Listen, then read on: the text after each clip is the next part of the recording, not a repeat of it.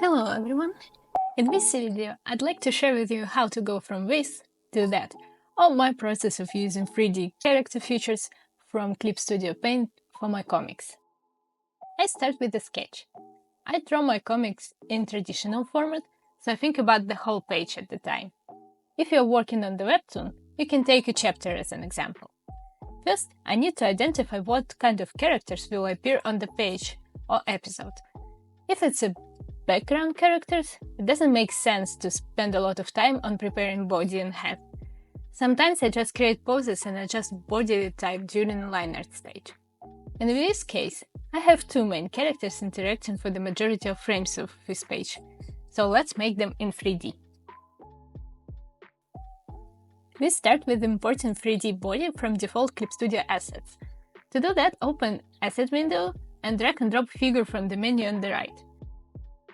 If you don't have it, go to the Windows menu, select Materials and then 3D. We can immediately adjust height and head-to-body proportions. We can also change overall body type. And for background characters, this might be enough. To do that, you can just click on the area or move the cursor around.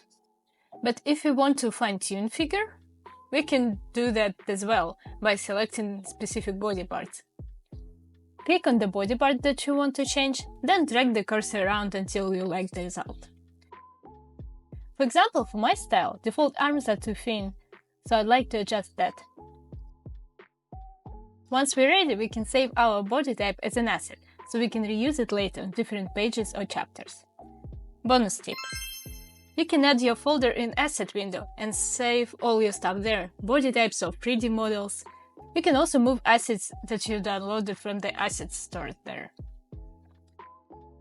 Now let's do the head. Clip Studio Paint introduced heads with facial features in version 2.0. The first important thing here is the camera angle. You want to make sure that the face is looking good from any angle. To achieve that, we should pick the front face camera angle before starting to move the face. The second important thing is the good reference.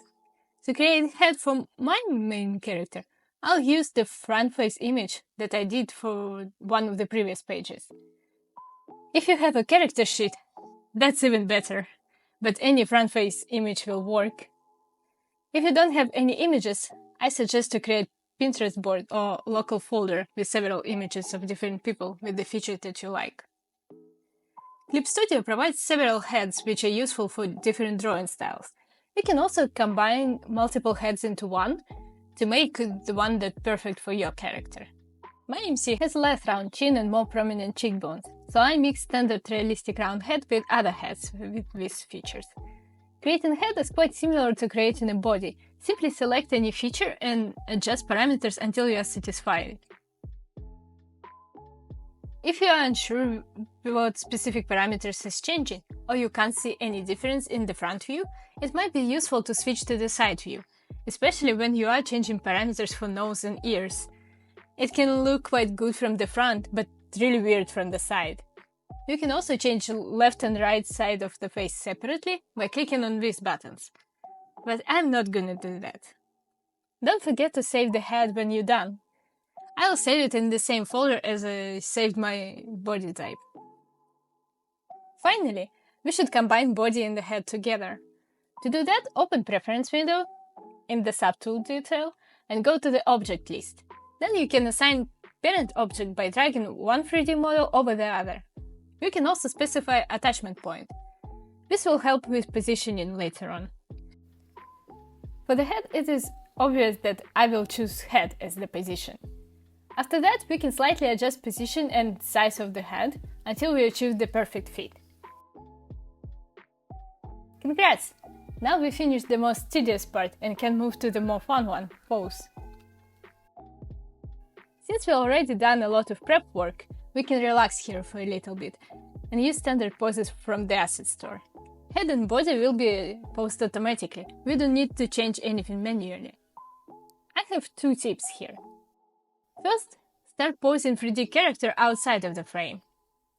You can always move layer there later, but this way you have more controls and can see things better. To adjust specific part of the body, You should click on it using left button of the mouse, then click on the colored arrows to move part, or on the arc to rotate it. Second tip is to start from the existing pose, which is closest to your desired result. 3D character models in Clip Studio Paint are super flexible. You can basically adjust every angle and even break anatomy or laws of physics while doing it. It can be overwhelming. Sometimes I'm completely lost and have no idea how to achieve some specific pose. Existing poses help a lot. It also saves a lot of time. To save time, I simply copy-paste current pose to the next frame and start changing from there. Posing hands might be tricky, but thankfully Clip Studio Paint has specific controls just for the hand and fingers separately. You can find it in the Tool Property window, just below the Body Type controls.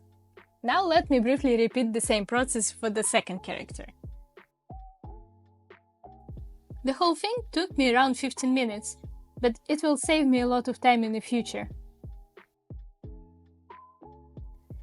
Now let's add an extra object, cane. The procedure is the same as the head attachment, but this time we select another attachment point. Besides poses from the asset store, we can also use photos as the reference. To do that, just click on the Pose from Photo button and select Image from your computer. There is a chance that you might need to adjust attached object, but this depends on the center of the rotation for a particular object. With both characters ready, we can compose individual and group scenes. When worked on the other frames, I realized that hands on the first frame can be more expressive. So I decided to change the position of the hand using real-time pose capture, which you can find in the Tool Property window. You can use camera from your laptop or from your phone, if that's more convenient to you. When you did the perfect pose, you can stop the recording and hand on the model will repeat it after you. The last step is to convert 3D object into character. The easiest way is to simply rasterize the 3D layer and trace object on top of it. You can also extract lines and tones using built-in Clip Studio Paint features. Select the layer with 3D figure and right-click on it. In the menu, select Convert to Lines and Tones. You can extract lines in vector or raster format, adjust thickness and line detection accuracy. I personally prefer to trace over the character model, because I like to add details like clothes and props. But for background, I like to extract lines and be done with it. But that's a topic for another video. And we're done! I hope you find this video useful, and I would love to see you again.